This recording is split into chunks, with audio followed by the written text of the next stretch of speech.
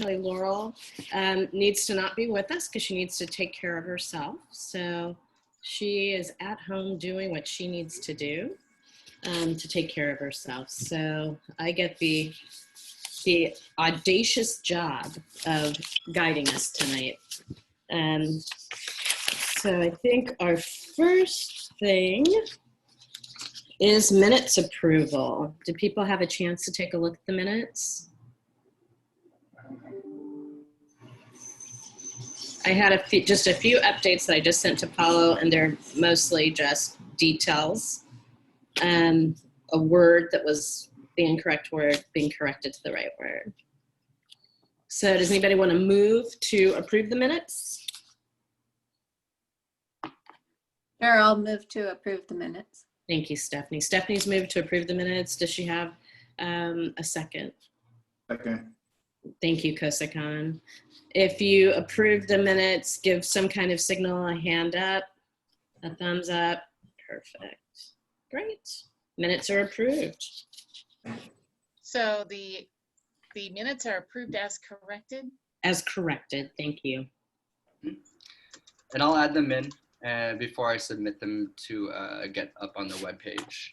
Thank you, Paolo. Can I go ahead and take on public comment, Dori? Absolutely. Cool. So looks like we have some folks joining us here. Hello, Karen, Kathy, Ron, and Sophia. I think you should all have opportunity now to speak. I'll just pick the first name that I see. As a reminder, folks, each person can have either 2 minutes or 10 minutes max. Otherwise, we have the comment form online where you can leave extra comments or questions. And I have been asked to do this, hold up this it says 30 seconds, I promise. Hold up the 30-second sign once we're up to the last 30 seconds. And with that said, I'll turn it over to Karen J. All right, Karen, I have unmuted you.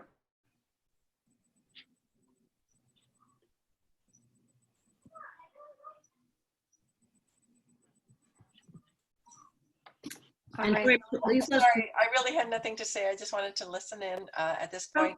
I really would like that you had some opportunity, instead of having to write in comments at the end, it would be nice to have an opportunity to speak at the end for people who are listening in. But I would just like to hear what's going on, and I will write a letter, I guess. Is that the only other way to communicate with you after the meeting? So thank you, Karen. You can actually contact myself directly, and also on the agenda, I think Laurel, who is our board chair's email is there as well. There's actually a few options. The other option as well is on the HRAC website, there's a comment form just in case we ever run out of time in this space. But in the chat, I'll go ahead and send you my direct email so you could send me, ask me questions or anything you need. All right, thank you so much. Of course. Karen, welcome. Thank you, Karen. And Paolo, just make sure that you click all panelists and attendees. Got it. Thank you. All right. Next up, Kathy French. Hello and welcome back. Hi, Paolo. Hello. Can you hear me now? Yeah. Oh, great. It's good to see all of you.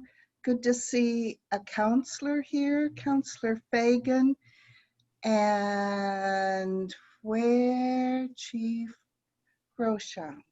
Yes, I'm starting to recognize some faces, Dori King, Mercy Henderson, and so on. I just have something so quick tonight. I'm so appreciative to be here. Have you considered, or might you, I hope that you consider this, when all of these sessions are done and you're making a list of things to do, I hope so much that you invite Michael German back at that time, maybe to be present a bit more. The council members weren't here then, except perhaps Councilor Fagin.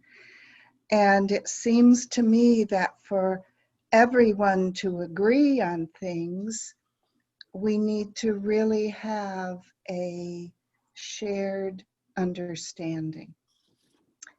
Thank you. Thank you, Kathy. Thank you, Kathy. Cool. I have Ron Marson next. Welcome back, Ron. Thank you. Can you hear me? We can hear you this time, yeah. It is truly a pleasure to see all of these little faces in these little boxes. I mean, technology is really a marvel. I can't see my own face, but that's okay. But I would love to see this technology that brings very diverse people together from very distant places or maybe in the same neighborhood. I would like to see this happen with the police and the clients they serve. For example, I could envision a pod of say 4 rank and file policemen who are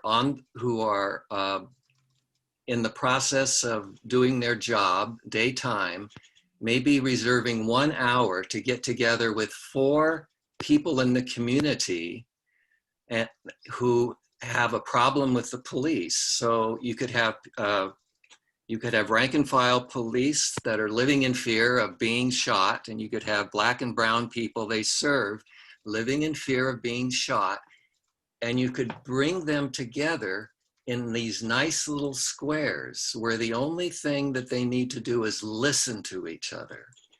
And the purpose of these pods would be active listening. So if you brought 4 cops and 4 clients together and you put in a moderator, that would make a perfect 9.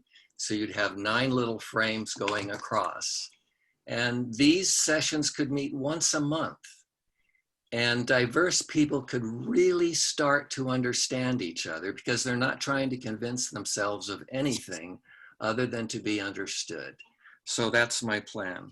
I also hope that Ellen, Wyoming, Deloy can talk to HRAC as well. I know she talked to the Diversity Advisory Board, and I hope she can be with you guys as well. I'd love to talk with her as well. That's my idea. Thanks.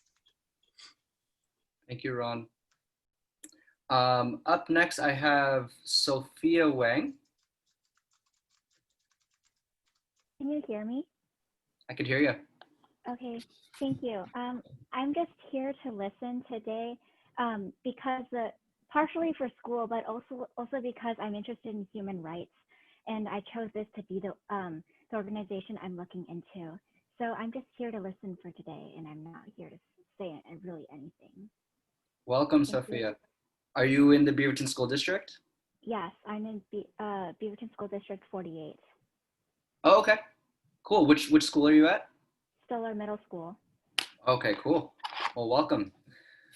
Up next, I have somebody calling in by phone, and I don't see a name, but the last 4 digits are 4302. Yes, and the way to unmute is *6 on your phone.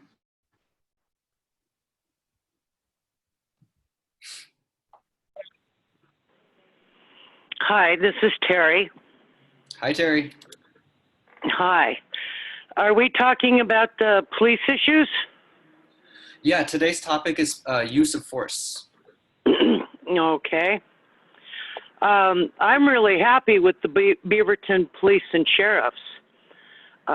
They do not seem to have the problem of use of force that the other departments have. I think their training is far superior. What I think could help benefit the community, however, is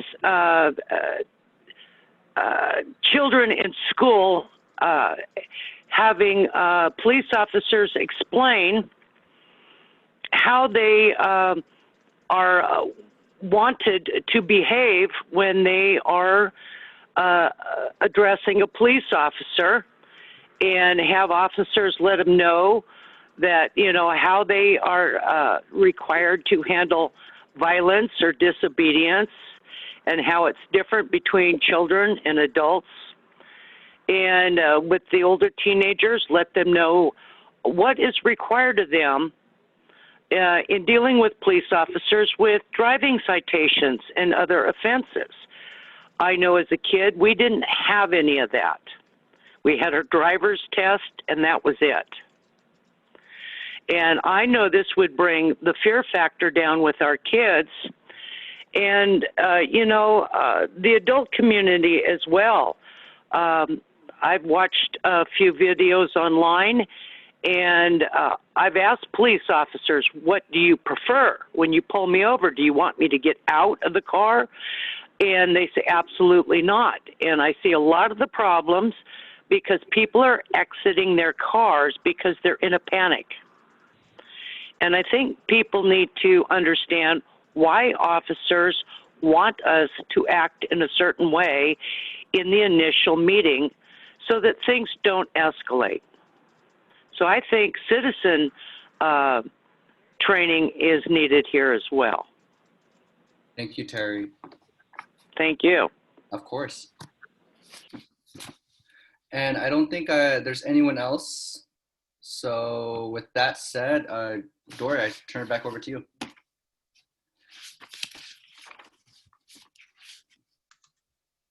I appreciate everybody who joined us and offered commentary. Thank you for that. We're going to launch into our work tonight, and we're going to start with the Liaison Updates.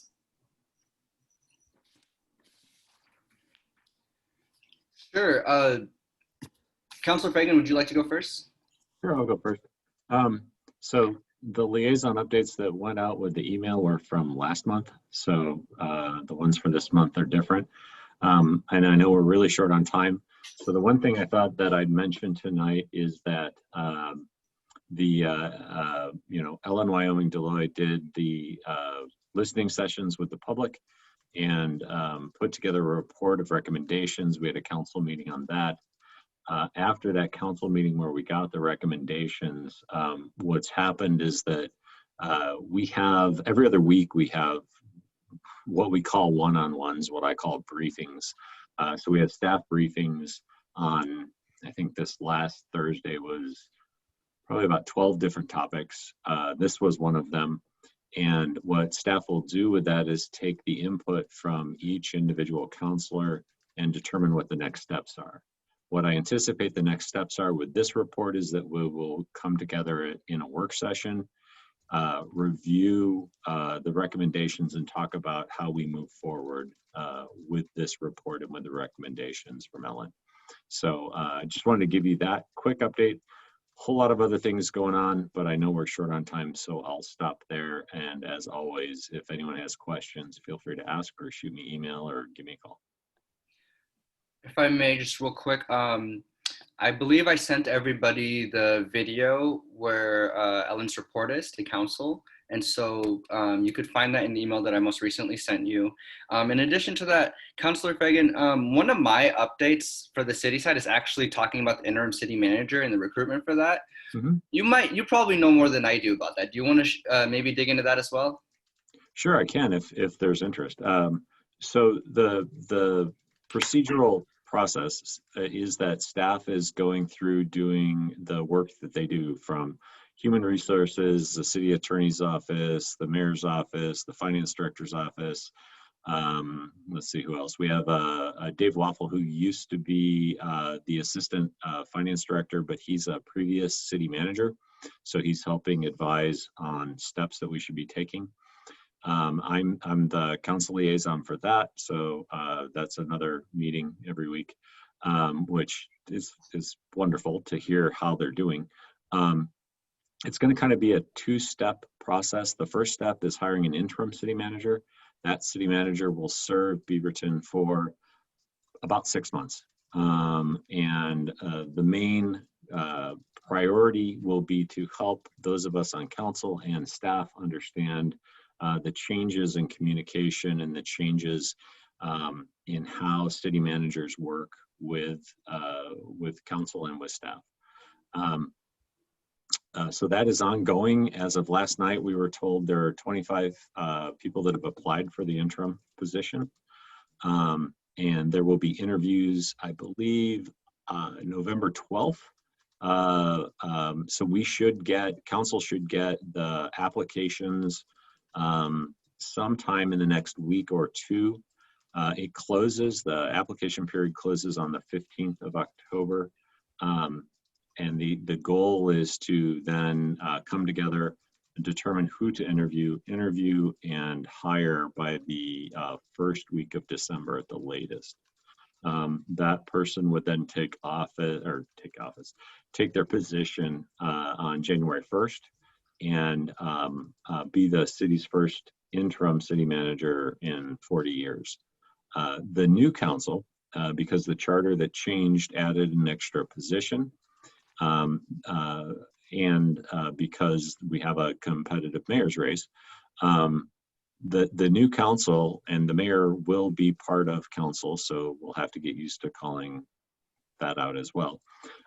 We'll work on the process and the requirements and the needs for what I've been taught to call the full-time city manager starting in January. And that position will have and require a lot more public input, a lot more involvement from our boards and commissions and our different committees and the organizations outside of the city, because hopefully that person will be with us for quite a number of years. So the first step is a short-term kind of gap fill with an interim position. The next step will be a more public involved process to hire a full-time manager. And I'll stop there because Councilor Fagin, I would offer you these two clarifying questions on this piece. Yeah. One, is the person who applies for the interim position eligible to apply for the regular position of the city manager as well? That'd be one question. And second, you said the interviews will take place on November 12th. Last time when we were looking for a police chief, people were invited from commissions and the community to meet with the candidates. Will that happen as well in the interim case and in the case for the regular city manager? Yeah, so for the first question, yes, the interim would be able to apply. We anticipate that it will be a different pool, because people that currently have jobs would probably not apply for the interim position. So we expect the pool for the full-time city manager to be more diverse and to be broader. The second question, yes, there will be in COVID, they're calling it like, I don't remember the terminology that's used, but it's like a public open house, right? But it's a Zoom meeting where everybody can come in and meet the people that are in the finalist category. That's still being offered. It's still what we've done for the judges. It's what I anticipate we'll do for interim city manager. For the full-time city manager, yes, that will happen as well, but there will also be more input and engagement with a wide variety of people to narrow that field. Does that answer your question? That does. Thank you very much. Does anybody else have any questions to clarify? Yes, and I have two questions for Councilor. Yes, thank you. You mentioned there are 25 applications for this interim position. Can you tell us how diverse are these applications, and is anybody in the cities or in city government applying for them? Yeah, no, I can't because I haven't seen them. I don't get to see the applications until the full council gets to see it. So I have no idea who's applied. Last night, we were told that people have applied from Oregon, Washington, California, but that's all I know. I haven't seen anything yet, so I can't answer that question. To clarify on that, Councilor Fagin, just to say, the EEOC says that you shouldn't be seeing information about how people identify from a race and ethnic standpoint, but you may have, I don't know if Patricia has it in her system, if she tracks, if people make an anonymous identification of themselves in the system. So you might be able to get that from Patricia and maybe bring it back next time. Yeah, and I can tell you from the judge interviews, that's not part of the application process at all. So. Right. Thank you. Paula, did you want to go next, or did you want Annala to go? Sure. Yeah, no, that's fine. I'm actually going to talk about the Fall Voters Forum, and I know Francisca's back there, so feel free to jump in, Francisca, if I miss something. But yeah, go ahead and save the date for the upcoming virtual Fall Voters Forum. It's going to be Wednesday, October 14th, 7 p.m. So forum's a great way to learn about the candidates and an opportunity to hear directly about important issues. And the forum is going to be presented at the Beaverton Committee for Community Involvement, or BCCI. It'll be broadcasted online at our beavertonoregon.gov website. You'll just go to beavertonoregon.gov/votersforum, no spaces. But then it'll also be on TV channels 30 and for Spanish on channel 28. And so featured races, they include the Beaverton Mayor, Beaverton City Council Position 6, and Washington County Commission District 1. Questions for candidates can be submitted in advance online by October 7th. Today. Well, if you get them in by tomorrow, that's fine. So I'm not actually going to take away the question button until tomorrow evening, since Lanny isn't meeting with the chair of BCCI until the following day. So good. So just a little FYI. Good to know, people. Good to know. We got our Francisca here, so. And that's all I have for the city update. Any questions, folks? Paolo? Yep. Can you give us the date again? The date is going to be on October 14th.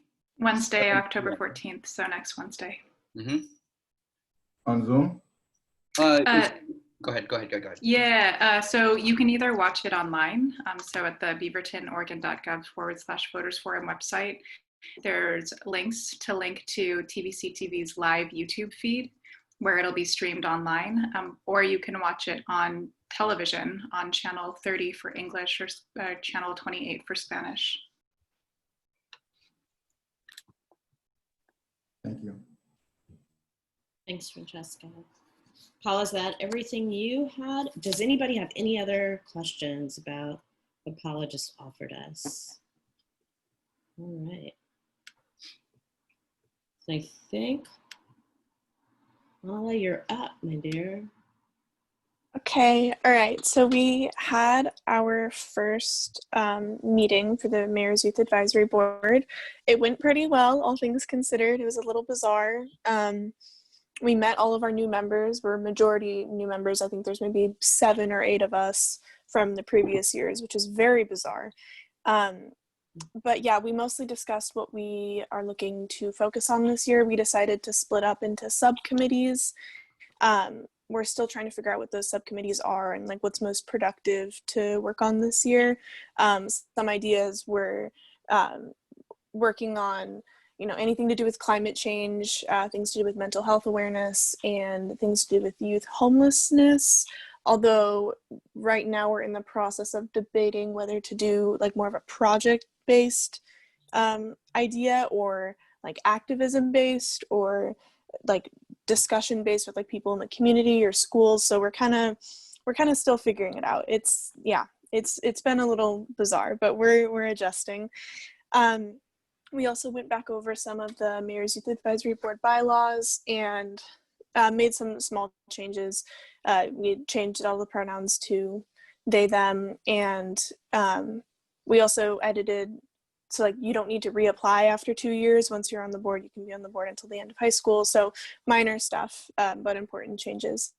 And yeah, that's, I think next meeting we're planning to finalize the subcommittees and then hopefully set some deadlines on projects we want to start or events we want to schedule or something like that. I think we are planning on doing a diversity summit, which is something that we were working on last year.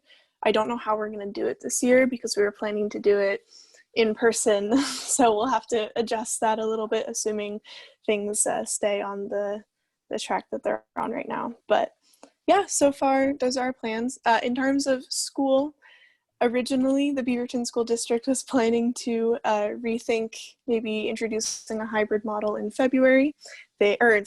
November, and now they're not doing that. They're going to wait until February. So the whole first semester is now officially online, and second semester is still up in the air. So I guess we'll see. Yeah, but that's it. Does anybody have any questions or? No question. I would just offer that I've sat in a few other board and commission meetings and used to be part of them as well. And I guess as y'all are focusing right now, trying to find your new focus or your new direction, maybe you have a lot of other boards that you could lean on as well, and a lot of boards and commissions. Before we got you here with us, I think a lot of board members were always saying we need youth representation, we need the youth voice. Oh my gosh, the problem of having your phone connected to your computer. Anyways, and so there's also a lot of folks with a lot of ideas. I absolutely think that MEAB should do what MEAB wants to do, but you could probably find a lot of direction from other boards and commissions by simply dropping in and attending real quick. And, what do y'all, what kind of support do you want from youth? And, and just like help craft those ideas. Oh my gosh. Oh, sorry. No, go ahead. We It did. might be an emergency and I might have to just check out for 30 seconds. Okay. We did have a conversation about that. It was pretty brief and we hadn't introduced it to the group yet. It was just the officers meeting to discuss, like, would that be something we'd want to put time into, or like what boards would we want to talk to, and like see if they need support with anything, or like a youth perspective like you were talking about. Because I know,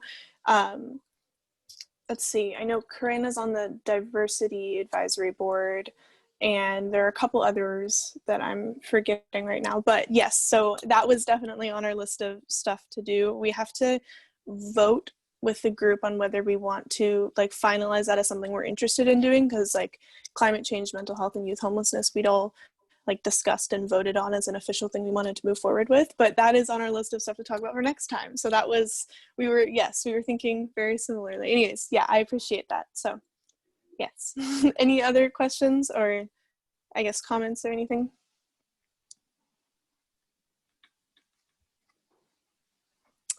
Okay, cool. And Lieutenant Stellingwerf, you are up.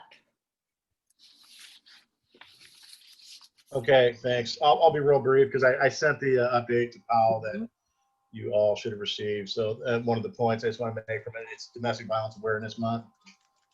So there's a few key dates in there, different events. One of them was Coffee with the Cop this morning, so obviously that's passed.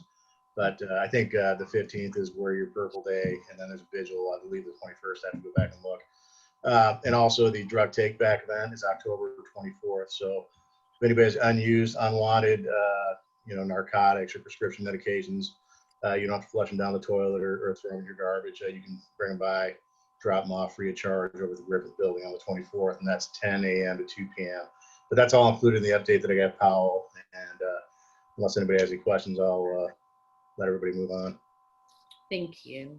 Anybody have any questions about what's upcoming? And first, did everybody get the updates from Paolo? And I know some folks may not have had a chance to read them yet, but all those dates that Lieutenant Stellingwerf is talking about are in there. Any questions, Joy? I wanted to say that I appreciated you putting Domestic Violence Awareness Month front and center. Thank you very much. Thank you very much. The folks here, the department and CSD, they worked real hard on recognizing that. So thank you. I'll let them know. Thank you. Yeah, your updates made the rest of ours look bad. You have like pictures and I know they're beautiful. Color. Like, can we get your person to do ours? Again, I'd like to take credit for it, but there's a lot of great people working here that help out. So yeah, it's all about team. All about team. Well, folks, with that, I did want to go back just a little bit and mention two things about. I'm sorry, I'm moving around my kitchen while taking care of two kids, so bear with. A couple of things about Ellen Wyoming Deloy's presentation that I just wanted to bring up to piggyback on what Councilor Fagin was saying. One of the questions that came up is one of the questions that we'll be discussing tonight in a way. It was, there was a real focus. When Ellen spoke with people, she only spoke with 29 people.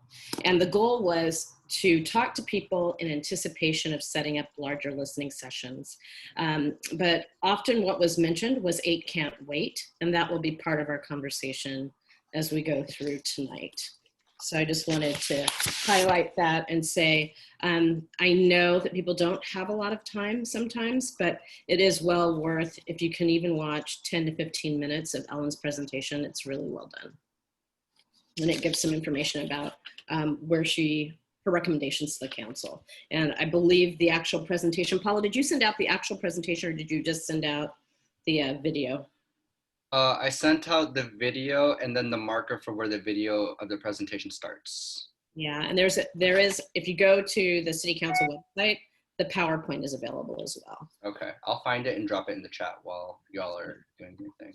That would be great. And I believe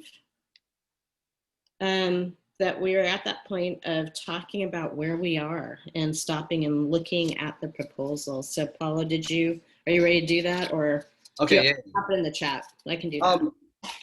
So the agenda I sent out, I switched it up a little bit to have the proposals come at the end, just because I know that could really set the tone and maybe derail everything. And I wanted to leave the meat of the conversation for the use of force policy in the chart and chief also. So if it's okay, I was gonna go after. Brilliant, I love it. Let's okay. do it. So Chief, what I would love to have us do is maybe have you start with briefing everybody about your work that you did on the memo from the end of September, doing the comparison, because I used a lot of your memo to create the chart. So it would give everybody some background. Okay, so I think it was after, not this council meeting, obviously, a couple council meetings ago. I know we didn't have one on the 29th, but it was at that meeting when there's some talk of 8 can't wait. And I came to work the next day, and this is why we have such a great command staff. And I had it in my head that I need to do something that ties everything together, because there's confusing, what appears to me to be confusing language on Campaign Zero, what they consider, and what 8 can't wait considers as acceptable language. And then what the legislature says, what our policy says. And I thought, okay, we have to make this easily explainable, and because we comply with a lot of the 8 can't wait recommendations, but then Campaign Zero might have some different language. So I came in all ready to go. I'm going to do this, and I came into my office, and the deputy chief, Jeff Williams, I think many of you know him, came around the corner, and he was thinking the same exact thing. And he says, as a matter of fact, I've already started on number 1. And I said, great. So together, over probably 5 or 6, 7 days, he and I went back and forth on ground truthing it, what it means, going to the website. He did a lot of heavy lifting. I sought input from Bill Kirby, the city attorney, because I wanted his take on it, because he reads documents and interprets them very well. And so what we came up with out of a lot of back and forth was the document that I sent you. Now, prior to sending it to you guys, I put it in memo form to the councilors, just to see, I sent it out mainly just to see what we were working on and see if they had any questions, ideas, concerns. It makes it really hard because the whole quorum thing, I can't meet with them in a group and just chat and say, what are you thinking? And we can come to, so it's really difficult. It's something I, as a chief, am trying to get used to, is I just can't get them all together and say, what do you guys think about this? And so it just is what it is. So, and then actually Councilor Fagin thought it would be, I talked to him about it, and we agreed what a great idea for you guys to have this document before. I have not posted it on the website or social media or anything like that. I wanted to talk to you guys. Hopefully you guys had a chance to look through it. And if not, we can always stand down, but my hope is to put it on the website. I think it's a good document. I think it explains things pretty well. It's pretty, it's a little bit intensive. I mean, because you can't just read it. What I found myself having to do is read it, and then pull up the website and see what the website says and how it works, and then read, you know, I kept referencing. So it's not just a quick read. So that is that's the story behind that document. And I would welcome any feedback that you guys might have on that, or suggestions, or if there's questions.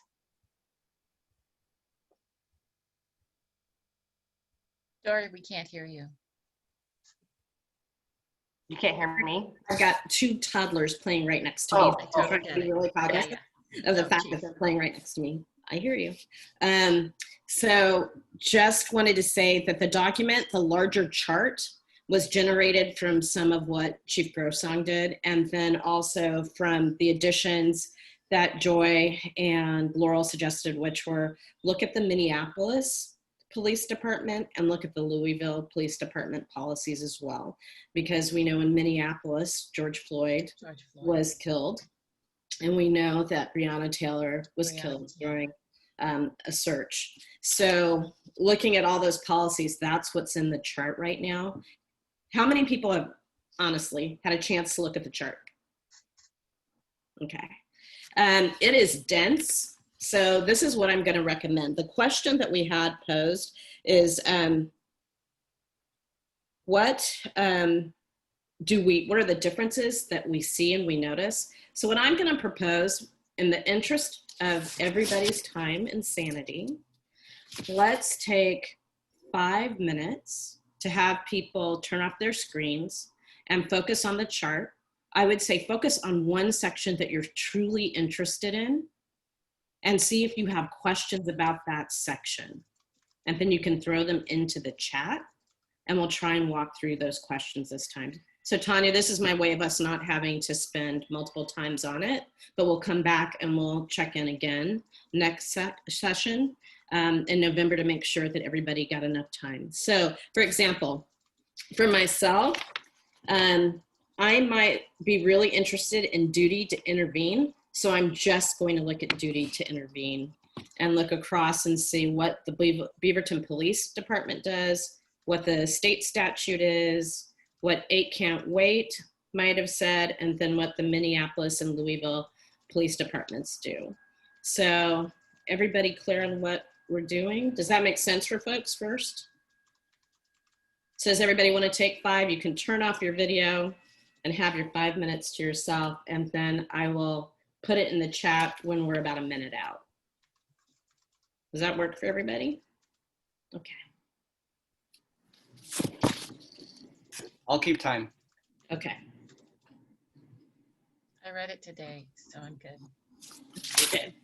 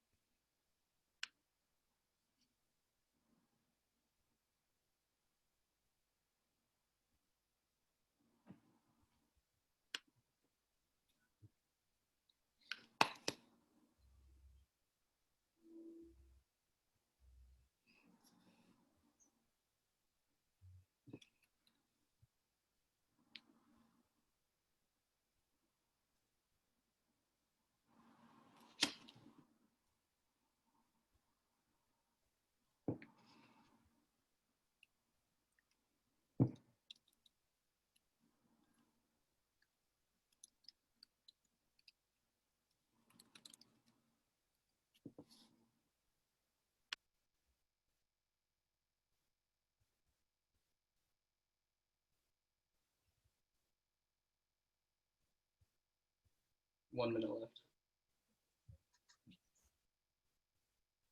So folks, about 1 more minute.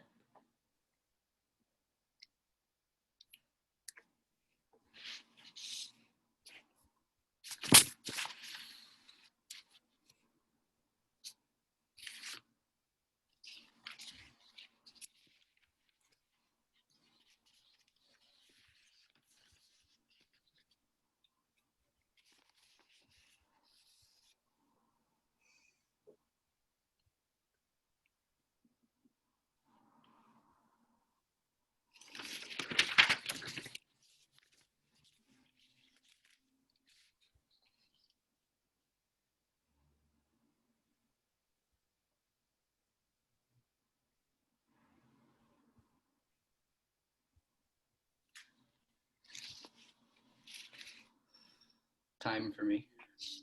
Okay. All right, folks, let's come back together.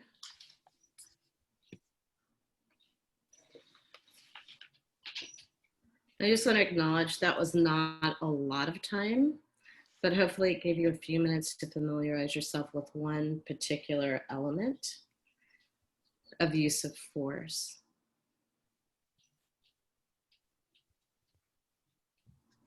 Spencer.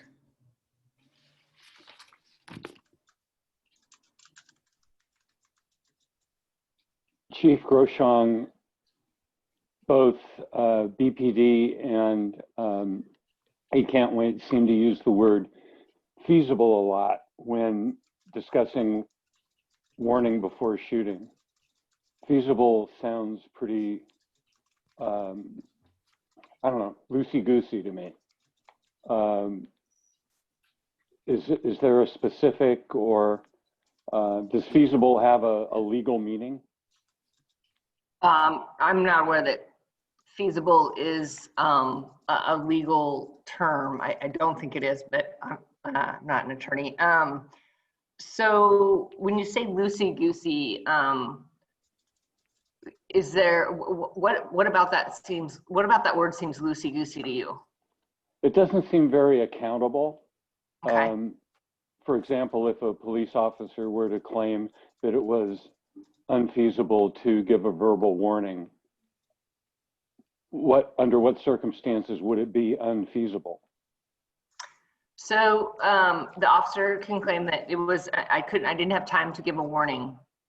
And that is meted out through the investigation done into the incident, meaning the officer's interview, other witness interviews, other officer interviews, body camera. Was it possible for this officer to warn before whatever action it was that they took? We just don't, you know, when we have a horrible incident like an officer involved shooting or some kind of other, you know, real use of force situation, the officer just doesn't write in his report, well, it wasn't feasible for me to tell him, you know, to do this or do that.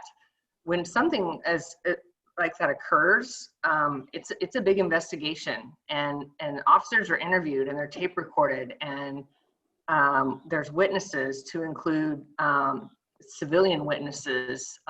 If you know, if it's a use of force and not an officer involved shooting where, you know, someone passes away, you know, the person that the suspect, or they're interviewed as well, and their account of events is taken in as well. And so, and there's walkthroughs. So for example, on an officer involved shooting, it's called an officer walkthrough. So after the incident, officers are taken away from the scene, and then they're one of the officers, if sometimes there's multiple officers involved in the incident.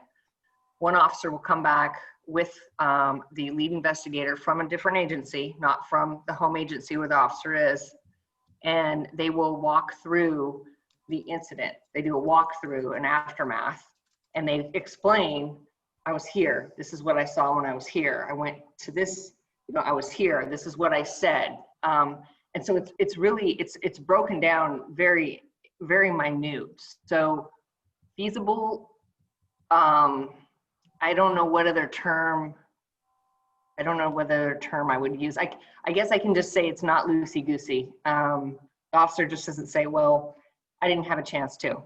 No, we look into that. The district attorney looks into that as well. Thank you.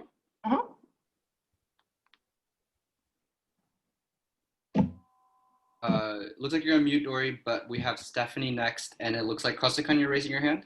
Yes, I do. Okay. Because it comes after Stephanie. Yep. Got it. Is it my turn? Mm-hmm. Okay, great. Chief, I noticed that when I read it earlier today and reviewed it again now, and I was wondering, it seemed like there were a lot of similarities between this and 8 Can't Wait. Differences being the neck hold, being prohibited with 8 Can't Wait, but it seemed like there was a lot of overlap. Do you see significant differences beyond kind of that obvious component between 8 Can't Wait and what the Beaverton Police Department's policy is? I really don't, and we do comply. If you look at the 8 Can't Wait page and hover over, what the language is, and we do. There are a couple of them that we don't. But in the 2 that we don't, that we can't say that we are fully in compliance with either the campaign 0 or the 8 Can't Wait language, they do overlap. They do. Mm-hmm. But they're not. We don't. But we can't come out and say, well, they overlap, so we refuse to say, well, we comply, because that would be wrong. Right. I was trying to kind of pick apart where the differences were, and I didn't see a lot of difference, but there were certainly some areas like exhaust all other means before shooting. There isn't a policy for Beaverton Police, whereas 8 Can't Wait. But in a lot of the other circumstances, like shooting at a moving vehicle, they seem very similar to me when I was trying to contrast them. Right. And I don't know if I use this example with you guys in that past, but like where fees are,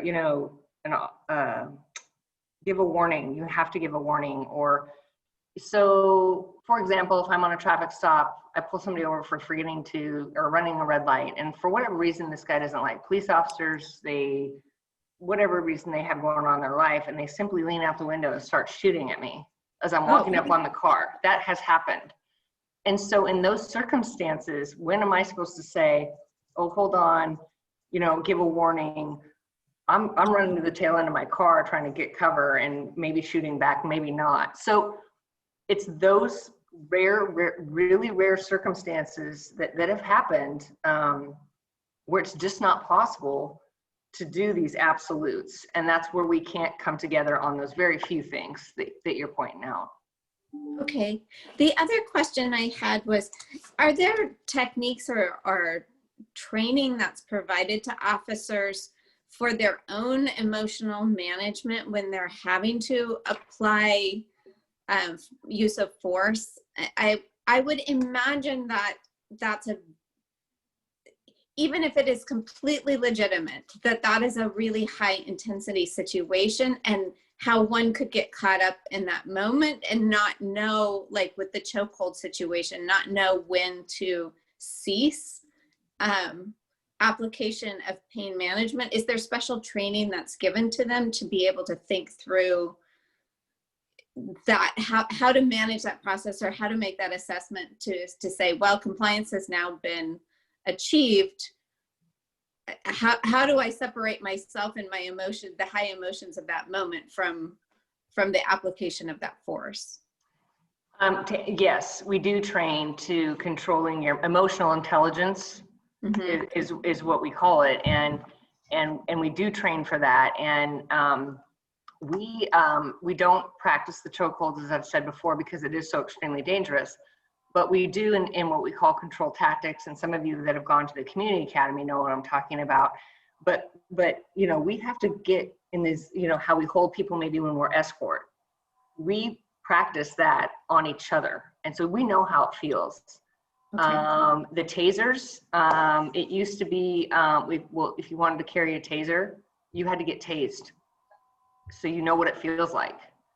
And so we do train, and we do when we're hiring, we look for officers. Now, we can't get it right every time because we don't know what's in people's heads. We try our best, but we look for, to even hire, the first step is, does this applicant have emotional intelligence?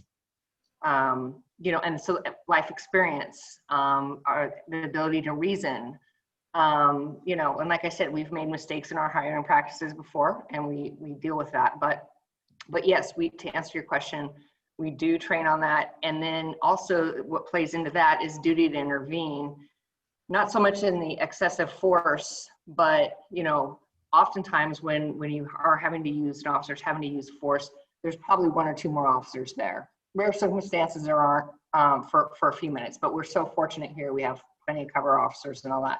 And that's that duty to intervene. You step in, and if I see somebody that's, you know, got somebody's arm behind their back or whatever, or an officer just tased this guy, you know, one too many, you know, more than once, and I don't think it's necessary, then it is my duty to, even if it's a rank above me, to tell the person to stop or make them stop. So that's what we train and practice.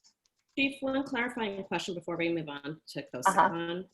You were talking about training, and you said within the department training, there are no trainings around chokeholds. How many officers actually seek outside training beyond the department to do their jobs? And are you monitoring that training does not involve chokeholds? So officers, I won't even call it training. A lot of them belong to dojos. They do kung fu, karate. I'm not into that. So, but they work out in group gyms with that kind of stuff. But to my knowledge, and I would have to question it and wonder why, if they were going out to elsewhere learning to do chokeholds, that would not be satisfactory to me.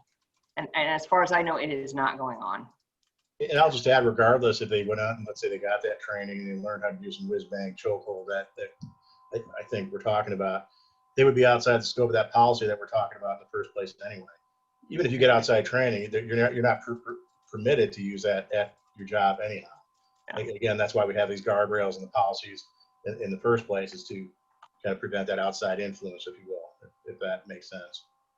So therefore, I'm thinking that you keep track of any outside training, that officers are required to report that. No, I wouldn't say we keep track, but if somebody were to do something outside of what we train or what's allowed by policy, regardless where they found it from, they'd be outside policy, and we deal with it accordingly. You know, through our reviews and our evaluations of use of force and the other things that we've explained over some of these sessions, that there is an accountability and review component to all the force we use. Thank you. Kosakan, you're up. Okay. Regarding de-escalation, it can wait mandate de-escalation regardless of the situation. That's, from my understanding, that's what I read. Is it the same policy that you BPD applies, or what is it? I'm sorry, Kosakan, could you repeat that again? I missed that. Oh yeah. it can wait mandate de-escalation regardless of the situation. The officer must de-escalate. Is it the same policy that BPD applies, or how do you use how do you use the policy when in different situations? Right. So every situation is different, and we always want to de-escalate a situation. No, we don't want to go to an incident and escalate something. No, officers don't want to get hurt, and when they have to use force, there's a good chance that they're going to get hurt. And so we don't want to do that. So we encourage de-escalation techniques. In fact, we do what we call CONSIM. It's part of our training. The training guys watch for different scenarios that happen on the street. Could be with the mentally ill, just somebody on drugs or whatever. And a situation that they've seen or read about, the reports that have said, that situation could have been handled better. The officer didn't do anything wrong, but maybe we could have done something more different that would have de-escalated the situation. And so we make it a training module. And at in-service training, I go through in-service training, we learn this is the scenario that actually happened, back in December. These are the exact parameters. How can we do differently, or what would you have done differently? And that's not to pick on the officers that originally went to the call, but it's to learn to make ourselves better. So in any circumstance we go to, whether it's a traffic stop where somebody's not happy or a domestic violence situation, we always want to de-escalate, because if we don't, people get hurt, and we don't want that. So there are, again, circumstances where you're not able to de-escalate. You walk up to a domestic violence situation and one of the halves is very angry. They've assaulted their significant other, and they just start running with their fists up and they're gonna start punching the officer. That has happened. In that circumstance, you're reeling back, you're just trying to do whatever it is you need to do to defend yourself. There's no time for de-escalation, because this person is goal-oriented. They want to hurt you or somebody else. So in a circumstance like that, it's impossible to de-escalate every single, to negotiate or step to the side, or those kind of things. Change your voice inflection with them, develop a rapport. In those certain circumstances, that's not possible, because you're just trying to stop this person from hurting you, and they are intent on it. They're not going to listen to you. So, but most of the times that doesn't happen, because we're able to get there. We're able to stay apart. We're able to talk to them, that person, and calm the situation down to where we don't have to use force. Did that answer your question, Kusk? Yeah, so that means in most of the situations you try to de-escalate. Oh, absolutely. Yeah. Except in some extreme situation where the officer has no choice to de-escalate, that's when they can use force. Right. Yeah. Yeah. Officers don't want to get hurt, and they don't want to hurt other people. Okay. And one of the techniques to de-escalate is to request additional officers, backup officers. Mm-hmm. That's BPD's policy. Correct. Don't you think in some situations that requesting additional backup officers can escalate the situation instead of de-escalate? I'm taking Mercy's example when she has that incident in her house and a lot of police officers' cars showed up, and that seems to escalate the situation instead of bringing it down. Correct. I agree with you. That can. The mere sight of a uniform can escalate somebody. So we are cognizant of that. And if we have a situation where we go to and, emotions are high and, officers go because their initial is I want to help. I want to not have anybody get hurt. And so you might come upon a call, the sergeant, where there's maybe 5 officers. Well, really there only needs to be 3, and the other 2 are just kind of hanging back because they just don't know what's going to happen.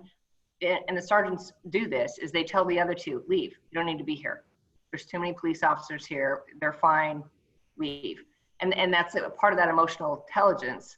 And I find that true with some of our senior officers. The newer officers are out there and they're, excited. They're driving around and they will go to these calls where they don't need to be. And it is incumbent upon the senior officers, and they do this, and the sergeants to say, leave. You guys don't need to be here. They got it under control. So I agree. People can numbers can make things escalate. I totally agree with you. Thank you, Chief. Thank you. Thank you, Kosi. Jared, I think you were up next, my friend. Okay, thank you. Can you hear me? I always have some audio issues on this computer. Can hear.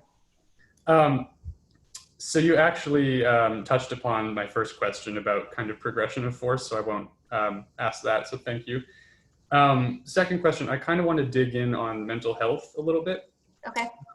Also under requiring de-escalation.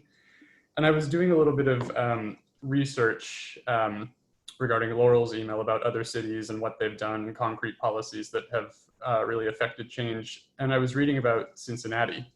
And it sounds like they have had the lowest levels of use of force in 20 years. And it sounds like a big part of that is due to sending mental health teams with the officers that are responding. If it's deemed a mental health call, automatically the mental health team is sent.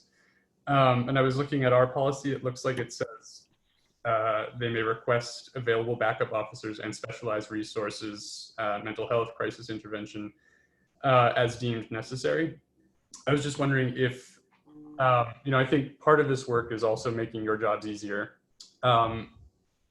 And I know, those situations can happen so quickly that there might not be time to call backup for a mental health specialist. Do you think it would enable you to do your jobs better? Would it be helpful if there was a mental health team that could go if the call is deemed a mental health call before there might be a force situation? Absolutely, yes. So the county has, and stop me if I've said this before. I don't think I have because you're asking the question. Washington County Sheriff's Office has a mental health response team. And what they've done is they have contracted with LifeWorks, and they have clinicians. The clinician and the deputy are paired up for every shift. And I want to say, and I could be wrong, and I can get you guys the numbers. I want to say that there's at least 2 mental health professionals riding with deputies, not every shift, but like 2 on the first half and I think the shifts are staggered. But anyway, there is that program. And Sheriff Garrett, being the awesome sheriff that he is, and very giving sheriff, has said, hey, we will respond to any call that a Beaverton officer has. If they're available, if you want to call and the deputy and the clinician are available, they can come and help with your situation. And I can sit here and listen to the radio, and I can hear our officers when they go out on a mental health call, when the call comes in, and you can kind of tell it's probably going to be a mental health call, even if the person's not violent. And you can always they always ask, is MHRT on? And what they're asking is that team on? And if they are they available? Will they come with me for this call? So Mayor Doyle, that has been a huge push. He and I have talked, had several conversations about that. He wants that to happen.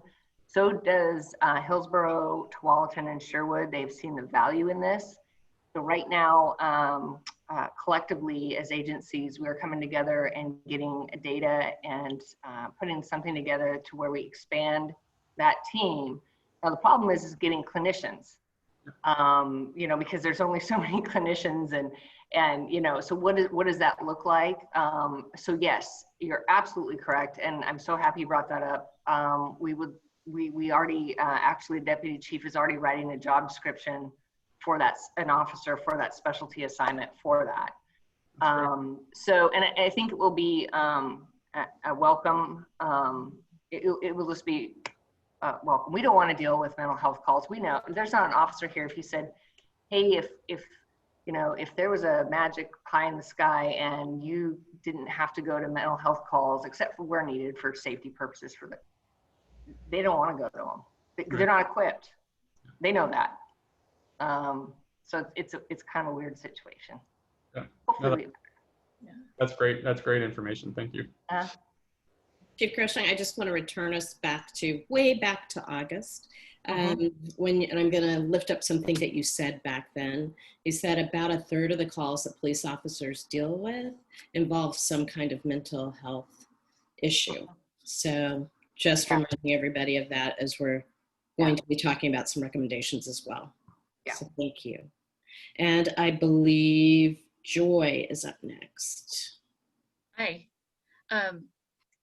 I want to start by saying how much I appreciate that we have the police here every time, and how wonderful it is that you're willing to work with us and work together. And I believe we have built trust, and I just want to appreciate that.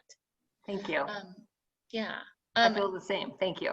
Yeah, I'm from Washington State, and the prosecution office that I interned at was the office with Officer Timothy Brenton, who was shot on Halloween night. And point blank, he had a trainee. She survived. And then the next month were the 4 officers shot in Lakewood. So I understand. I get it. Buried too many of my friends, and I'm very sorry. I hope that doesn't happen here. Me either. I get it. Yeah. And I am really impressed at your response to the 8 can't wait. And I'm impressed. I've read extensively the use of force policy. My question is, and compared to Minneapolis and Louisville, which are much larger departments, I assume, and how similar those are, very comprehensive, a lot of things are dealt with. My question is, because you're on the inside, what would have prevented, what in the rules would prevent another George Floyd, Breonna Taylor situation?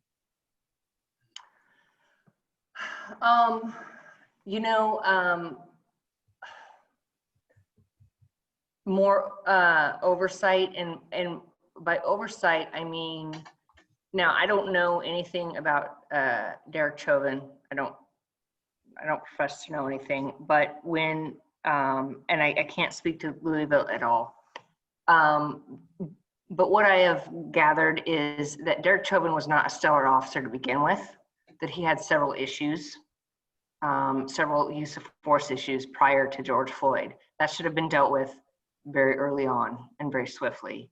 And I think perhaps that it wasn't, and it escalated. So, that's why we talk about early warning systems internally, like an officer has a use of force incident, and in these bigger agencies, I'm not sure if they did have an early warning system. We're small enough that if we have an officer who messes up, 3 months ago, and they kind of do the same thing, 3 months later, I mean, we know, because we're small enough. Hey, that officer, something's not right. We need to do some training, and it doesn't even have to be use of force. It could be something totally. It could be crashing cars left and right, whatever it may be.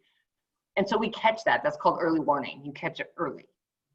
In these bigger agencies, I can't imagine. I don't know how big Louisville or Minneapolis is, but it's thousands. I don't know how they keep track of that. Of the early warning system. I don't know, I don't want to say they don't have them. I'm sure they do, but I think you need to pay attention to early on what goes on before a little problem becomes a big problem. And like I said, I don't know what these huge agencies do, like New York with 30,000 officers. I mean, how do you even keep track of that? I don't know. I can tell you that we do keep track, and we do notice that, and we have a strong support system. We have, the chaplain, and he's confidential, but we just take things. Hey, so and so's not doing so well. Got things going on at home. Maybe keep an eye out. And he might not be doing anything wrong at all, but that's how we think. We think as a family. Hey, you might want to watch out for him. Take him out for a cup of coffee. Things aren't going well at home. No specifics, no anything, but that's how we operate. And that's, I think, why we're as lucky as we are, and why we haven't had horrific incidents such as that, is because we take care of our own in multiple ways. What does the union play in that process? So there, we do have so the sergeants down to officers and the record staff are represented staff by the Beaverton Police Association, and they are afforded the same rights, you know, as any union contract would have. And there are steps that we need to follow disciplinary wise when it comes to economic discipline. Now, anything written can be a written, like a verbal counseling, but it's written, a written warning, a written reprimand. Those all pile on, and I can do that. I don't need the union's permission, or I don't need to interview anybody. Anybody supervisor can do that. When it comes to economic suspension, termination, that's when the union steps in, and they are represented, and there is a process to go through, and it can go to arbitration.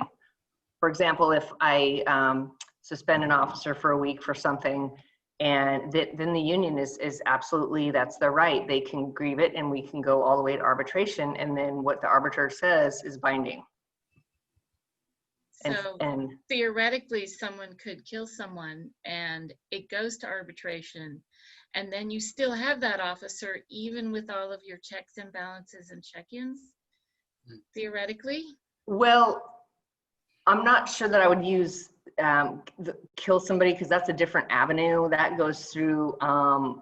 It would have to be justified, and that's legal. I mean, that's criminal. That's determined by the district attorney and maybe a grand jury if the district attorney decides to go that way.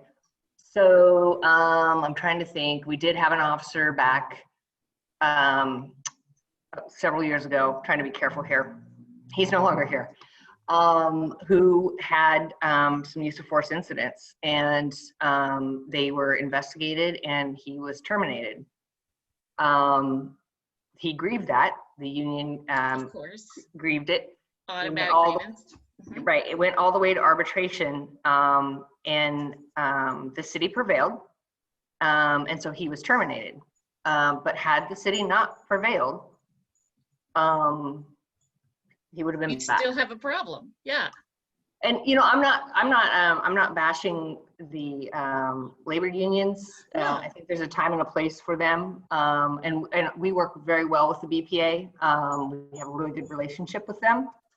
So I'm not bashing that. I'm just telling you what has happened in the past and can happen. I'm not anti-union. Yeah. I'm just curious, because that's would undo all of that you just told me. Correct. Is your check, but then the union can undo all of that, and then the obvious, it's a hard question for me to ask. The training officer with do I need to finish the question? No. You hired a guy? I can't. Is a problem? Joy, with all due respect, I can't talk about that. Okay. I hope you respect that. Of course I do. It's a personnel matter. I can't talk about that. And to speak to the union getting his job back, the union attorneys did their job in fighting for what they believed it's the arbiter. Of the course. arbiter is the one that made the decision. It's kind of like if you go to a bench trial, of course, no, I get it. Puts it on there. The defense has the right to put on theirs, and then if it's the judge decides. So, yes. Yeah. So then the question becomes, with your very fine plan, I agree, that's a great plan. Checks and balances, small department, you've got your finger on the pulse. How do you make that work in the situation we just talked about? How does it tip the other way so that the public good weighs more than the individual representation of a single officer giving the department a black eye? I'm of course speaking hypothetically. So a person who makes it all the way through and wins in the bench trial, but now the police department has this black eye and it erodes public trust. How do you write a policy so it goes the other way, so that the public interest is more important than the individual? Oh, I don't know. I don't know the answer to that. I mean, I can only do what I can do. as far as, you know, I can't, labor unions are there for a reason. I can't, it's statute, it's, you know, they have their rights. I don't know. I guess I'm not doing a very good job answering your question. Well, no, that's why we're having these, is to explore these. Maybe these questions haven't been asked before. Yeah. In this way. It's a new world. It really is a different world. Yeah. And is there something that could be written? Well, so if I can say something real quick, just in the grand scheme of things here, just like everybody else, just like officers now, like the chief explained, once you're promoted to lieutenant and beyond, we're not represented anymore. So, I don't have any union interest here per se. But what I will say about the employees, just like all of us as people and anybody living in the United States, we're all entitled to due process. And sometimes that due process, whether we like it or not, and that can be in our job, labor due process, that can be in criminal due process. We have a process, right? And then sometimes we have to accept the result of that process, and we can't undo what happened because of one thing and anticipate another. Am I making sense here? Absolutely. So, it's the 1st, the 4th, the 10th, and the 14th Amendments, as I remember from law school. So all that to say is, for the chief's sake here, we're, you know, we do real good at policing these things. Now, there's a few things I've heard, like we talked about emotional intelligence. How do we support each other? Peer support. We try to figure out, you know, if somebody's having a bad day or why are they changing behavior. So there's all these other things that happen besides behavior, but besides actual conduct that we observe, at least in our circles. And like the chief alluded to, there's other agencies that are much bigger than us. I've only worked at this agency, and I think the chief, this is your only agency, right, chief? I believe so. So her and I have worked here, so this is what we know. So it's kind of hard to try to project or speculate how other things work. And so far, what we're doing is working pretty good. Not to say there's not room for improvement. I probably got off on a tangent of what you were trying to get to, but I just wanted to throw that in there about the due process part. And sometimes we're not always going to like the results, I guess is what I'm saying. But these are the laws and the guidelines and the parameters we're kind of all given as community members, as citizens, as you know, employees and employers, right? So. Absolutely, we do the best we can. Right. But I'm saying, in light of George Floyd and Breonna Taylor, is there something that could be put in so that we don't have to have dead people in order to make a positive change, so that it never happens here? This is a really awesome place. I've been on 7 different fire departments in several states. This is an awesome place. I want to stay here, and I want it to be the best it can be.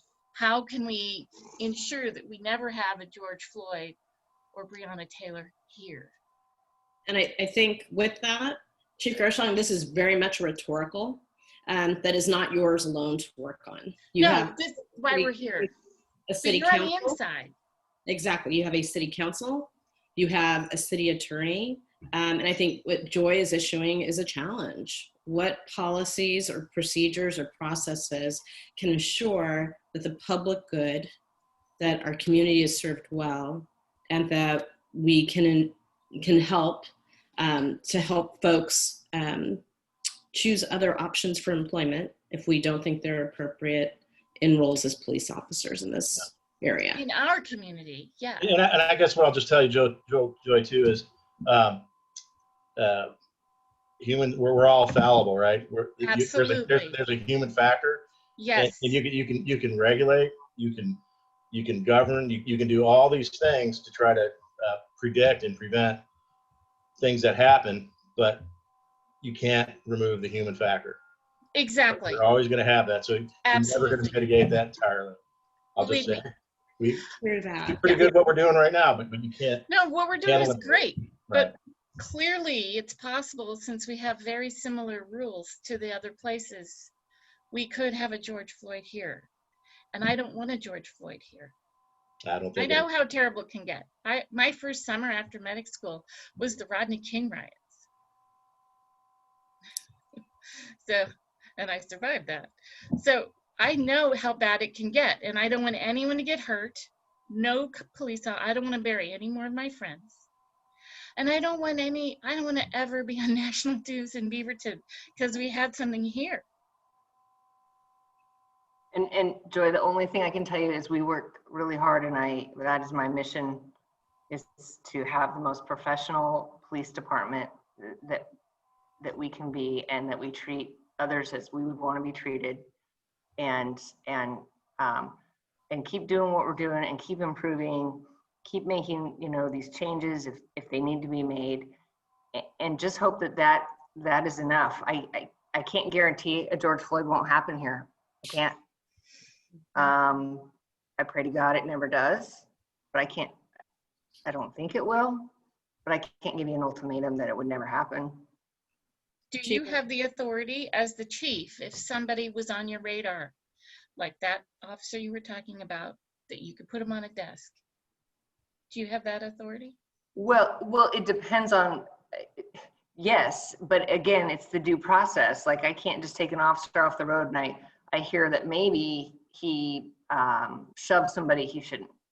I just can't go, you're on the desk. No, right. I can't do that. No, but they're afforded rights, employment rights. Joy and Chief Grosong, I'm going to stop you here because we have about 10 minutes left in this discussion. There are other voices that we want to hear on the commission. I'm going to thank you both and Lieutenant Stellingwerf for your thought partnership in this. I think there's some great questions for multiple people to work on. So Councilor Fagin, very glad that you were here to hear some of these questions and perhaps take them back to City Council as well. I believe Tanya was up next. Tanya, your question, and then Mercy. Okay. First off, thank you, Lieutenant, for reaching back and talking, telling me about what was happening, following through on connecting within the Vos community. I really appreciated that, and it was done so quickly. Also, my concern, okay, I'm a clinical social worker for 30 years, and my big concern is the PTSD that happens just because you walk on your job. I mean, it's all about trauma. And it sounds like there's a lot of informal support for folks. And I'm wondering about the trauma stewardship concept of teaching the officers on a regular basis on doing the self-care of breath work and those sorts of things. There's plenty of studies out there that just show the officers coming back from wartime are able to come back with less trauma or less symptomatic or not symptomatic with trauma when they have been taught mindfulness breathing and body regulation, yoga, that stuff. So is there anything like that in the formal training or, you know, before a shift? Not that you need to light a candle and have incense in the, the locker room, but, you know, but is there something that's being done formally and informally? Yes. So one of my biggest platforms, it was when I was a captain, was officer wellness. Mm-hmm. We do have some programs here. You know, we have the EAP and whatnot, but it's not trauma informed. There's clinicians out there that I think that would be better suited for trauma informed for officers. Mm-hmm. And you know, it's interesting you bring this up. Back 25 years ago when I got hired, you didn't say that you were having an issue, or you didn't say, hey, I'm having a hard time with, I went to a, you know, kid death. You just kind of sucked it up and you came to work the next day. Mm-hmm. And I don't know what it was, but just recently, you know, we developed a peer support team. We have the chaplaincy, we have the EAP. And recently, a couple officers have come to me and said, hey, you know, I had some dark days. I worked through it. I've gotten some help, but I got to tell you that there's others like me that are, you know, and it's all confidential. And that was a huge wake up for me, even a bigger one. And so yes, I asked for extra money in this year's budget. Great. And it was approved. Thank you to the mayor, the councilors, and the budget committee. And we are working on, in fact, we're doing in-service training. It started this month, actually a couple days ago. And that is part of it. But part of the bigger plan is either through getting clinicians that are trauma informed and getting them on EAP, or working with MODA and Kaiser to provide, you know, and we're working with human resources as well to get the counseling that officers need. And if they want. Yeah, they have to want it. Yeah, it's not a you know, it's not a black mark if you ask for help. And it's a lot of officers are now coming out saying, well, you know, I need help for this, and I'm so happy for that. We just need to catch up to that, and we are. So to answer your question, yes, and we actually had a presentation, and we will offer it to our officers, mindfulness-based policing. Great. Yeah. Thank you. Yes. One more thing just to offer. The mental health person that you're wanting to, is it that you're looking for like a licensed clinician to work with the officers to go out to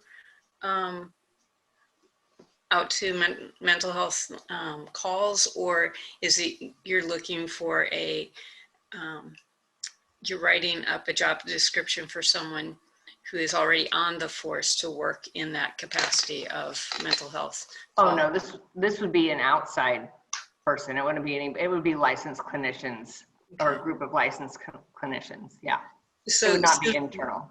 Okay, and since I have a lot of training with that and have written up job descriptions, I would be happy to help out with anything that you felt needed. Yes. Okay, thank you. Just to clarify, I think we're going to have an officer position to work with a clinician. Right. So what I heard, I was just going to clarify the same thing. So Chief Groshon, what I heard was that you're hiring officers to work alongside clinicians from LifeWorks. Is that correct? Yeah, but I thought she was talking about officer wellness, what we do to take care of ourselves. Yes, both are true. Okay. I'm sorry. That's okay. I get really excited about officer wellness, so I just keep talking. No, that's great. Thank you. Okay. All right. Chief Groshon, also motivated by wellness, totally there with you. And I am going to switch gears and ask everybody in a moment, because I thought about it, to just take a deep breath in and let it all out, because it's an intense conversation talking about death, about injury, about harm.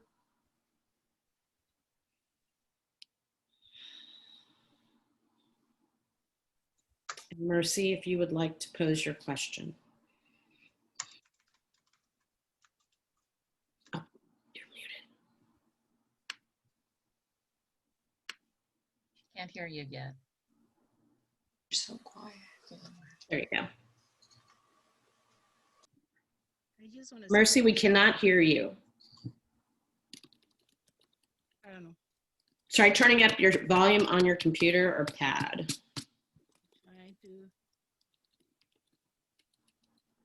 Can you hear me now? A little bit, but if you can lean in towards your mic, that would be great. All right, I will try. Great. Can you hear me now? A little bit, yeah. Yeah? Oh, I don't know what's going on. But anyway, I was saying thank you so much for the opportunity. And I also want to say thanks to everyone on this platform for the work that we are doing. I get very emotional talking about this, because while it is very important what we are talking about, I also believe that there are so many things also more important than what we are talking about. Just the fact that these things that are happening as a human being, it doesn't matter which position you are in, an officer, whatever position you are in. We all have human intuitions that should be applied in every situation. I was reading this chat that was sent out, and my question is going to be around use of deadly force, talking about House Bill 4301. And anytime I'm reading these things, I get very emotional because first of all, has there been a time that an officer is never feared for their life in the job that you guys do? Has there been a time that they are never feared for their life? Because the first thing they say, yeah, use of deadly force. An officer may use deadly force to protect him or herself. It's true. Who are you guys serving? Are you serving you or yourself, or you are serving community members? What do we think about those community members? What should be their fear? Or do you even imagine what their fears are? You know? So because of this term, everything that I read and see that happen to human in the street, whether you black, brown, or yellow, this term tend to justify it. To me, that's my understanding. I'm not a lawyer, but I'm a human being with a lot of experiences based on what happened to me in my life. But then when you go to the next slide and see what it can work is saying, and what Oregon State statute is, what is the PD, the Beaverton police have that, and why doesn't the other column have that same thing? What are you just realizing to comply with this bill? Why has it taken this long time before you have complied with the Oregon statute?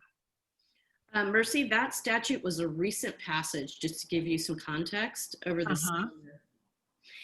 So that, I will say that I believe, and this is my belief, that that was directly connected to the incidences of George Floyd, Breonna Taylor, and many other deaths of Black people at the hands of police. Well, So I it just want said, clarification. yeah, I seen that, but it says now that BPD is updating its policy to comply with Oregon House Bill 4301. That's what I'm saying. What is the difference now? I mean, I understand we don't want another George Floyd here, for God forbid, but at the same time, as a human being sent on a job, you have your own mind, your own intuitions that you can apply beside all the policy that says should before you ask. I just can't understand some of these policy in as much as I want to be part of this conversation. Is there a time that an officer never fear for their life? I guess let's address that question, because the officer add when they fear for their life. And for me, they are always fear for their life. And that's why I don't like them going to my kids' house when they have case, because they go to your house to ask you a question. And the next thing you see, they fear for their life. But they are in your apartment. You're not fear for your life, but they fear for their life. So, you know, I don't understand. Somebody help me out. Mercy, can I help? Yeah. Somebody please help me. So Chief Grasmick, I think what Mercy is saying is, why did it take the legislator having to pass laws that seem to address human rights and the experience of each human life being valued, and the police not thinking about those on their own? I think, is Mercy, did I capture that? Almost. Okay. Almost. I want to get it down. Somebody else help me out. I'm gonna say it this time, maybe you understand it. This phrase, a police can use force because they fear for their life. That phrase caused a lot of trouble in my belief, because we all fear for our lives. Question number one, has there been a time that the police never fear for their life when they're approaching any civilian? So I think where Mercy is going is, if officers are in a constant state of fearing for their lives, and that language is used over and over again in many of these policies, that would justify use of force every time. Yes. Yes. So, yeah, I think she also means every time a police officer fear for their lives, I mean, officers fear for their lives, it's kind of like they disregard other The people. other person's life. Their life comes first. Their life comes first, and they're serving us. What's about us? So the language should have been like the officers should have in mind to protect others' lives and their own. And their own. I think that's why she kind of. Right. So, we we're go out. We're not putting you on the stage or to blame you here, or Chief Gross. Okay. No, it's not really about you two or anybody here. It's just that question to anyone who can answer it. Because every time it seems that the police fear for their life. And I think even when they come to your apartment, they fear for their life.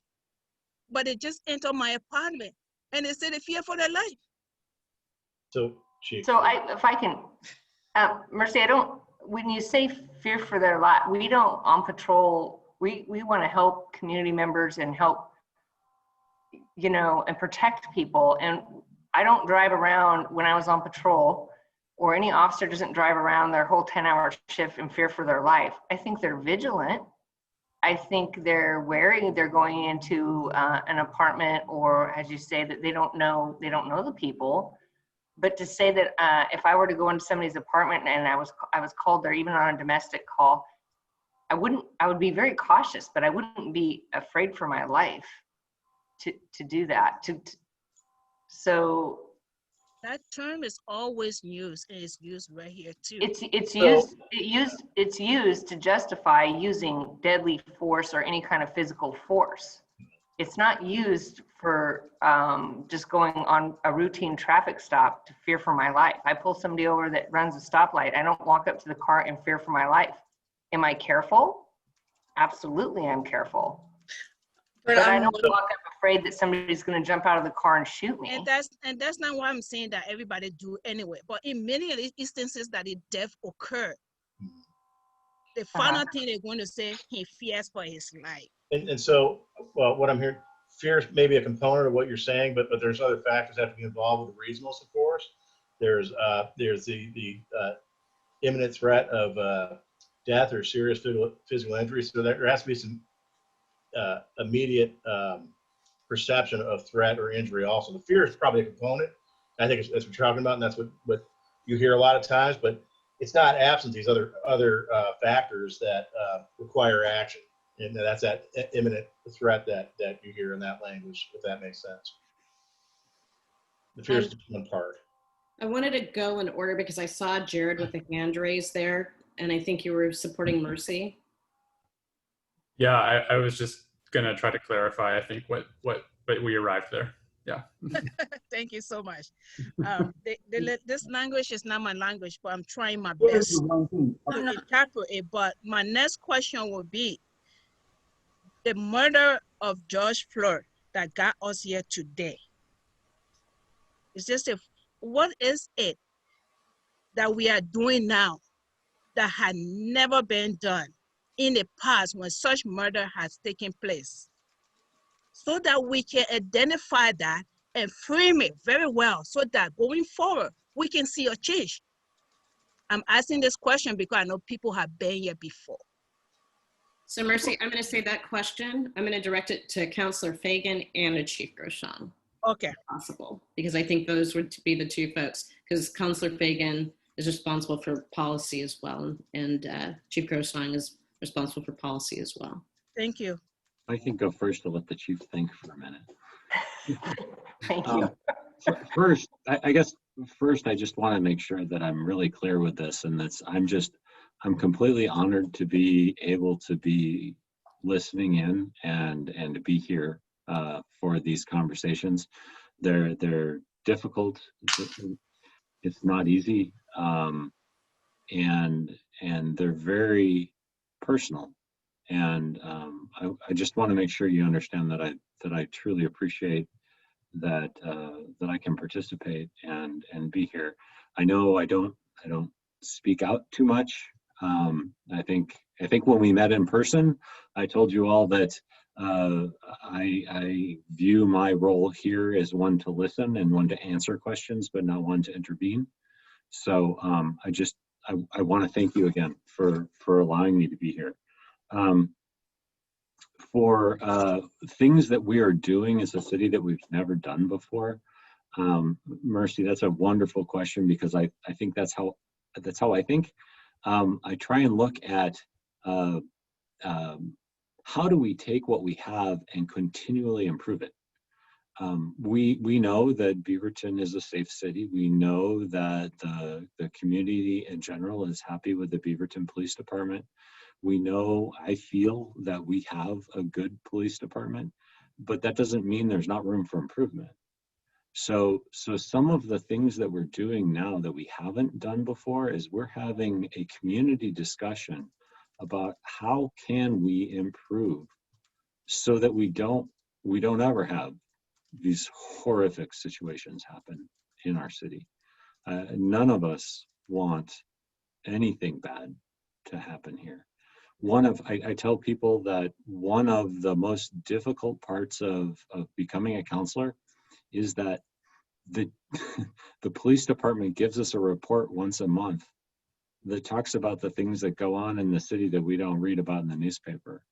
And it's hard to read some of the things that that happens in our community. That necessarily doesn't make the front page, right? You can read about it if you dig through it, but there are a lot of bad things that happen. And we've got a wonderful police department that's there to take care of us. But it doesn't mean they're perfect, and it doesn't mean we can't improve upon it. So the thing I think we're doing that's different is we're working hard to try and improve an organization as a city that is doing a good job, but we know we're not as good as we can be, and we know there are areas we can improve. So I think the discussions here, I think reading through some of the recommendations that have been put forward, that Paula sent out with a notification, those are things that are going to help improve not only just the police department, but they're going to help improve our city. And you guys are, sorry, all of you are the reason that that's going to happen. And I just want to thank you for it and let you know that as a counselor, I try not to speak for council because I'm just one. But we know this is a time to get some things done, and I think this is a time for improvement. So I'll stop there. But I wanted to follow up. Mm-hmm. You say you are having communications such as this. How many of these are we having weekly, and what is the plan to keep this up? Is it because after this whole George Floyd thing is over and this whole thing is gone, what is the plan for these discussions to continue in the future? Mm-hmm. Right. Mercy, I'm going to leap in here and just say. Yeah, that's why I don't like to take part here, because I have too many questions that will never be answered by one person in one meeting. So I understand. No, you know what? You're asking great questions. And a lot of this is the work that Ellen started with the city council a couple of weeks ago, well, I should say in the middle of September, because the next question for the council's in their process of deciding how they will use the information that Ellen presented to them, which is a vast amount of recommendations. And one of those recommendations is, how will you talk with people in your city that are representative of all the diverse racial and ethnic groups within the city? So that's the question that Dori is thinking about. I'm sorry, Kusakan. Kusakan? Yeah, Mercy asked a question earlier, like what's being done now that has not been done before. And I would like to come back to a meeting we had last month, and I asked Paolo to share a report that I read online. It was about President Lyndon Johnson, and The report is President Lyndon Johnson Crime Commission report. Mhm. The same thing happens in the 50s, killings of 15 and 60s, who killing of Black people and minorities by the police officers. And the president launched that investigation to find out what happened, why did it happen, and what to do. And there was a report that suggests what can be done to reform the police to prevent those things. But 50 years later, we're still in the same situation. Yes. Nothing is being done, basically. So the question is, we should ask ourselves why this is still going on. Why are we still in this situation? What can we do about it? And the question goes to Councilor Fagin. I personally don't know why we're still in this situation. I cannot explain this, but it's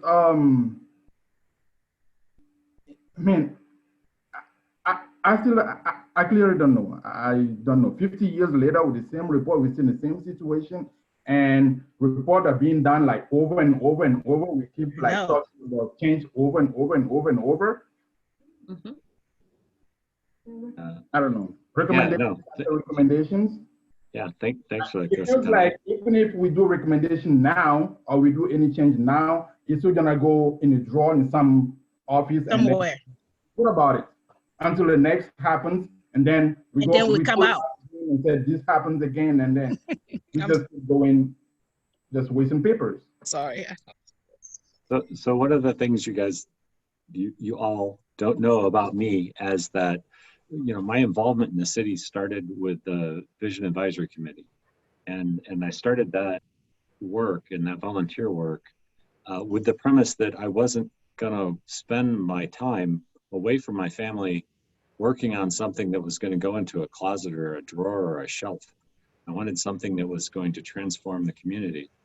And I am all for action, and I am all for making changes. One of the first boards that I got to work with as a counselor is the council liaison Paolo was on, which was the Diversity Advisory Board. And that was a wonderful experience. And we put together a diversity, equity, inclusion plan that came from the board. The city didn't put it together. The elected people didn't put it together. The board put it together. And we've worked, and we will continue to work as a city to make sure that we get that plan fully implemented as it changes throughout the years. Same thing with the Vision Advisory Committee. And I see the same thing with this work. The work that we're doing to transform the way in which we work as a community is going to continue. It is going to get put in place. If I have anything to say with it, because I don't like plans that you make that you put away and 53 years later you look at and say we knew better. I can't make up for the past. I wasn't there. All I can say is that that's not how I operate, and that's not what I want to achieve. My goal is to make transformative change so that we can continue to improve and always improve upon what we have. So I just want to interrupt here, and I'm going to make a call, Paolo, that we are not going to go over the recommendations tonight because this is a rich conversation. I do want to say we have about 9 minutes, and I want to make a comment because I think it's an important one for context here. An important context to why the Kern Commission report, which is now in the chat with the revisions from 2019, and why there were protests in 1968. There were protests just after the 1900s. Our country has a history of not dealing with racism. And that is what we are sitting in right now and dealing with this because, and this is one of the important elements of Ellen's report. Her report included a lot on white supremacy culture and how it dominates many organizations and cities, and how that needs to change for many of the changes to be implemented in an appropriate way. So I just wanted to offer that framing. And Chief, we did not give you a chance to talk about how you see it, how you're seeing this innovation piece. And I have not forgotten the other folks who are up, Lieutenant Stellingwerf, Tanya, I'm sorry, I'm reading the wrong names. I believe it is Stephanie next, and then I think Lieutenant Stellingwerf. Yeah, Stephanie said her question was answered. Okay. And yeah, Stellingwerf, Tanya, Kosikan, and then yeah. Yeah, I don't have anything. I'm good. All right. Let's give a question. Yeah. Thank you. Can I just suggest one thing? Yeah. For the next meeting, I would like Chief Grosjean, if you can, to give us the history of the police department in the US, like in general. How did the police come to be a police department? How did it start until now? And I want everyone, each one of us to do research to find out how did we start, how did the police start in this country to be what it is now. I might make a suggestion here that we can do that ourselves because there are many wonderful historical texts about overall policing in the country and how that evolved. But perhaps Chief Grosjean, Kosikan, would it be okay if Chief Grosjean kind of gave the history from the time she's been here of how she's seen the department? It sounds like you're looking for the evolution, or are you looking for some of the... No. I'm not, I'm not working for abolishing the police department, no. Okay. I'm for the police department, but I would like to know how did it start originally. And so, how did policing start originally in the US? Yeah. Okay, I think we can do that offline through another resource. We can do it offline and then have Chief Grosjean inputs. Yes. Would it help? Do you want me to get some history on the Beaverton Police Department, Kosikan, or is that really not what you're talking about? Not really what I'm talking about. As a police officer, how do you see the history of the police? How did when you start until now, how do we see it? Okay. I have a comment or something to say, please. Can I go ahead? Yes. Dora? Yes. Okay, please. so we had a panelist, one of the guests that was on the forum today suggested that being in these boxes and throwing your words at, and just having a discussion, community members and the police officers and a panelist is a great idea. I really do support that. And you guys need to find means to do that because it's going to be a very healthy way to really recover instead of just coming here and all a little clique. Find culturally specific group of people, bring them on this phone, have a discussion and really hear the voice of people and see what they are thinking. So that suggestion that person make, I hope you guys take it and do something with it. Because I really support that, and I am living in this community. I am the racist person and the person that everything that can happen to someone had happened to me. I have so many ideas and opinions. Create a session this way that it does not have to be HVAC or all the other. It has to be communities, folks. And so you can hear other people's voice. And then that way you know that I'm not the only angry person on this thing. You will hear a lot of other voices because people have things to say, even though people don't police the best or something, but we have the other side of it. And if you really want to make that change that you're looking for, let's have that discussion. That's my suggestion. Thanks. And I want to see a black officer. I would like to see a black officer in our meetings one of these days. If they have one. Say that again. I would like to see a black police officer in attending our meeting. Do they have a black police officer? Yes. Yes. During our meeting. I see. We do have black police officers. I struggle with simply making them come to the meetings just because of their race. Yeah. They might not want to come. Yeah. I don't want them to be invited just because they're Black. No. So that's why you have to create an avenue that everybody can be invited and people can choose to come. Absolutely. We can just put it out there to your officer and say, hey, this is encouraged to attend. It's not because of your color or whatever. Do it somehow. You're the chief. You got many ways to attract people. I'm sure you can find ways to attract them without saying who they are because of their color. Okay. Point taken. Thank you. Absolutely. So folks, we are about 2 minutes to go. Chief Gershon, I'm going to give you a minute to close. Then I will give a minute for everybody else. That means we can probably have 2 comments, folks, for the very end. And then I'm going to wrap us up. Well, I think tonight has been, it's been a good night. I think a lot of, somebody said earlier, emotion and a lot of excellent questions, and I do appreciate them. I appreciate the hard questions, and I appreciate that people can be themselves and bring forward emotional things and not be judged. That's one thing I really like about this group. I enjoy these meetings. There is room for change, and I do believe that's coming. I don't know what you guys are going to suggest to the council, but you know, and I think Mercy brought up the point of what's going to happen when this George Floyd goes away, and I have committed myself to you guys, and I will continue to be here past January 1st at the meetings along with Lieutenant Stellingwerf, and continue on this great conversation. And it could be nothing, you know, it could be about what's going on now, or maybe, you know, your recommendations, but it also could be, you know, 6 months from now, we're talking about something different and just as important. But you do have my ear. And that's a promise I will make to you guys. And, you know, fire away at your questions. Please give me the grace if I don't know an answer.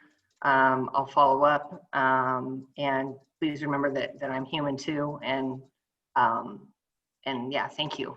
Thank you for all your time. I really appreciate it. I think this is the best meeting we've had, quite honestly. Thank you, Chief Gershon.